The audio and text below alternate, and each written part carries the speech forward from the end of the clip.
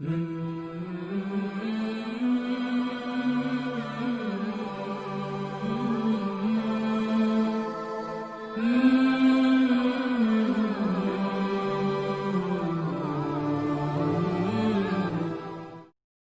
میں آتا ہے ایک صحابی نے پوچھا یا رسول اللہ مسلمان سے فلاں گناہ ہو سکتا ہے؟ فرمایا ہاں، کبھی خواہشات کا غلبہ ہوتا ہے، فلاں گناہ ہو سکتا ہے۔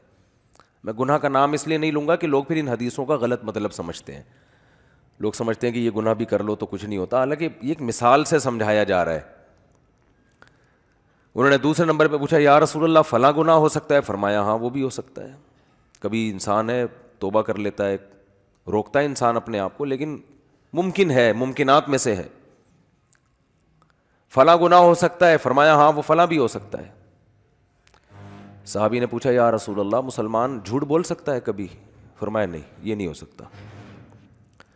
آپ صلی اللہ علیہ وسلم نے فرمایا فلاں گناہ بھی ہو سکتا ہے، فلاں بھی ہو سکتا ہے، فلاں بھی ہو سکتا ہے، پاسبل ہے، لیکن مسلمان جھوٹ۔ جب صحابی نے پوچھا اچھا جھوٹ بھی بول سکتا ہے، ان کا خیال تھا جب اتنے بڑے بڑے گناہ ممکن ہیں کہ فلاں بھی ہو جائے، فلاں بھی ہو جائے، اتنے بڑے بڑے جرائم بھی ہو سکتے ہیں، تو جھوٹ تو اتنی بڑی چیز نہیں ہے۔ چوتھے نمبر پہ صحابی نے پوچھا جھوٹ بول سکتا ہے؟ فرمایا نہ، یہ نہیں ہو سکتا۔ جھوٹ بول دے، وہ غلط بیانی کر دے، یہ کیسے ہو سکتا ہے؟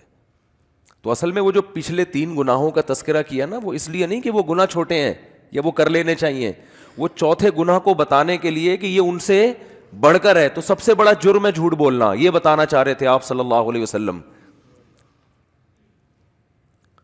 کہ زنا سے بھی بڑھ کر ہے، چوری سے بھی بڑھ کر ہے، اتنا بڑا جرم ہے یہ۔ لیکن عجیب بات ہے، کافر زنا کرتے ہیں، چوریوں کا ریشو بھی ان کے ہاں بہت ہے۔ اگر تھوڑا سا قانون کا ہاتھ ہلکا ہو جائے نا تو چوریاں بھی ہوتی ہیں، لیکن لوگ کہتے ہیں کہ جھوٹ نہیں بولتے۔ اور ہمارے ہاں سارا دن کیا کرتے ہیں؟ میں لوگ اس لیے کہ بتا رہا ہوں کہ بہت سی چیزیں ہم لوگوں سے سن کے آگے بتاتے ہیں، لیکن پھر وہ غلط ثابت ہوتی ہیں۔ کسی بھی قوم کے بارے میں تبصرہ کرنے کے لیے ضروری ہے کہ جب تک انسان اس قوم کے گھروں میں جا کے نہ رہے نا۔ بعض لوگ کسی معاملے میں 1 نمبر ہوتے ہیں کیونکہ ان کا کلچر بن چکا ہوتا ہے، ان کے ہاں قانون ایسا ہوتا ہے، لیکن جب آپ کسی قوم کے ساتھ گھروں میں جا کے رہتے ہو تو پتہ چلتا ہے کہ یہ جھوٹ بولتے ہیں کہ نہیں بولتے، تو وہ ایسے نہیں پتہ چل جاتا۔ بعض دفعہ کاروبار میں انسان 1 نمبری اس لیے بھی کرتا ہے کہ میرا کاروبار چلے، وہ اس لیے نہیں کر رہا ہوتا کہ میں بہت نیک ہوں، میں جھوٹ نہیں بولوں گا، وہ اس لیے کہ اس کو پتہ، ہوشیار ہوتا ہے، وہ وقتی نفع کو نہیں دیکھتا۔ کہتا ہے یار ابھی سچ بول کے تھوڑا پروفٹ آئے گا، لیکن جب کسٹمر کو یقین ہو جائے گا کہ میں سچا ہوں تو سارا پروفٹ مجھے ہی دے گا یہ۔ تو عین ممکن ہے گورے اس لیے سچ بولتے ہو کہ ان کو بزنس کرنا آتا ہے، اور ہمارے یہاں بزنس کرنا لوگوں کو نہیں آتا۔ وہ کہہ رہے ٹوپی کرا کے ابھی جتنا نچوڑ سکتے ہو نچوڑ لو، پھر بات کی اللہ توکل، کل اللہ کھلائے گا۔ تو یہ غلط موقع پہ توکل ہو رہا ہے۔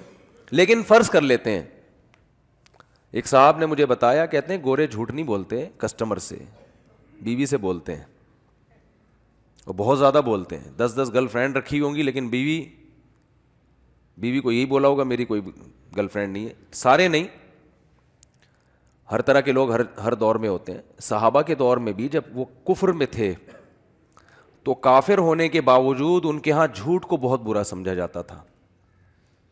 حضرت ابو سفیان رضی اللہ تعالیٰ عنہ نے جب بادشاہ کے سامنے تقریر کی ہے، حالانکہ یہ اس وقت یہ غیر مسلم تھے، حضرت ابو سفیان یہ غیر مسلم تھے، بادشاہ نے ان کو بلایا اور نبی صلی اللہ علیہ وسلم کے بارے میں پوچھنا شروع کیا کہ جس شخص نے تمہاری قوم میں نبوت کا دعویٰ کیا ہے اس کے حالات مجھے بتاؤ۔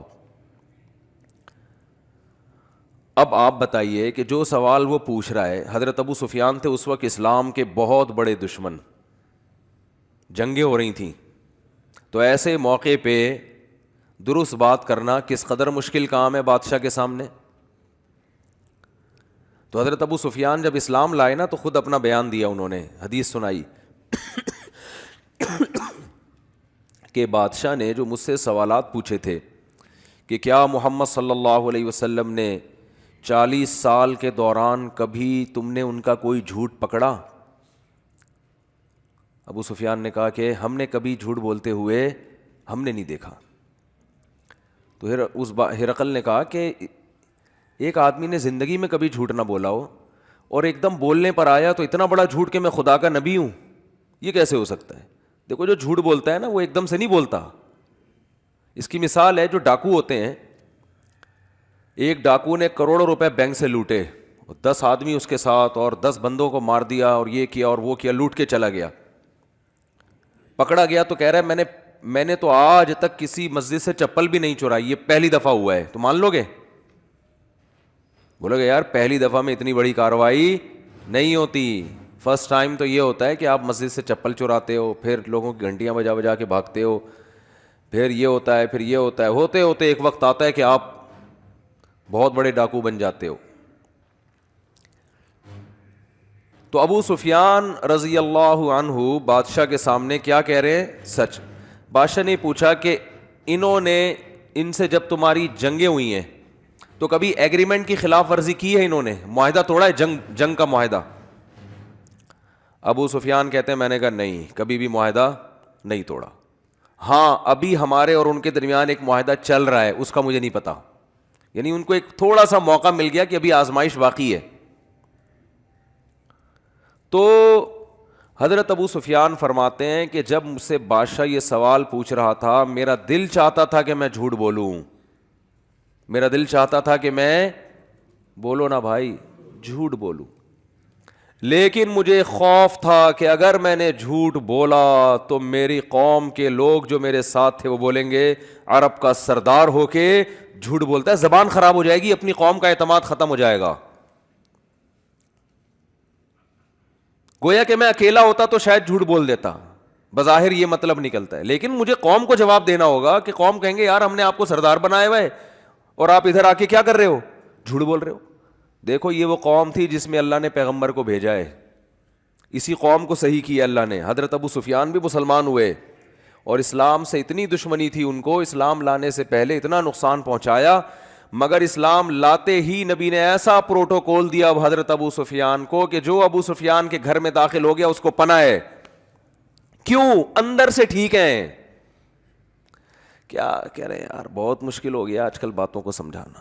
اندر سے کیا ہے؟ ٹھیک ہے, ان کو پتہ ہے, سچ کو صحیح سمجھتے ہیں, منافقت نہیں ہے. اگر دشمن ہیں اسلام کے تو کھل کے دشمن, دوست ہیں تو کھل کے دوست ہیں, 2 نمبری نہیں ہے. اللہ نے حضرت موسیٰ کو بنی اسرائیل میں بھیجا کیونکہ حضرت موسیٰ آخری نبی نہیں تھے.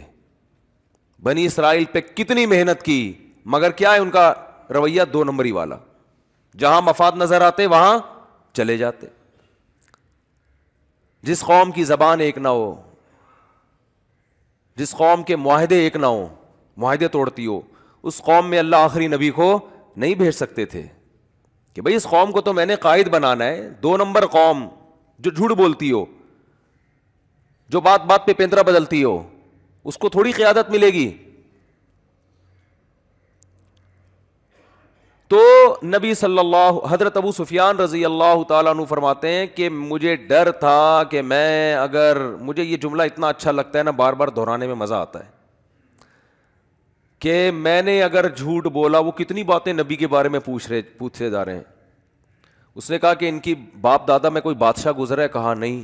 اس نے کہا اگر بادشاہ گزرا ہوتا تو میرے ذہن میں آتا کہ اولاد کو بھی سیاست کا شوق ہوتا ہے نا. ابا وزیر اعظم گزرے, صدر گزرے, تو بیٹے کا بھی دل چاہتا ہے یار کچھ کرسی ہمارے پاس بھی ہے. تو ان کے تو صدیوں تک کوئی بادشاہ گزرا ہی نہیں ہے, تو ایک دم سے ان کو کیسے خیال آ گیا. کہا اچھا جو جنگیں ہوتی ہیں ان میں فتح کس کو ہوتی ہے؟ کہا کبھی ان کو کبھی ہمیں, دونوں طرف معاملہ چلتا ہے. تو ایک ایک چیز کا جواب کیا دے رہے ہیں؟ صحیح, کیونکہ کافر ہیں لیکن ڈر ہے کہ میری سرداری چلی جائے گی. لوگ بولیں گے قریشی ہاشمی ہو کے, ہمارا سردار ہو کے, دشمنی اپنی جگہ ہے لیکن جھوٹ تو نہ بولو. تو قرآن نے اہل ایمان کی صفت بیان کی ہے, اور نبی صلی اللہ علیہ وسلم نے فرمایا فلاں گناہ بھی ہو سکتا ہے, فلاں بھی ہو سکتا ہے, لیکن مسلمان جھوٹ نہیں بول سکتا, جھوٹ نہیں بول سکتا.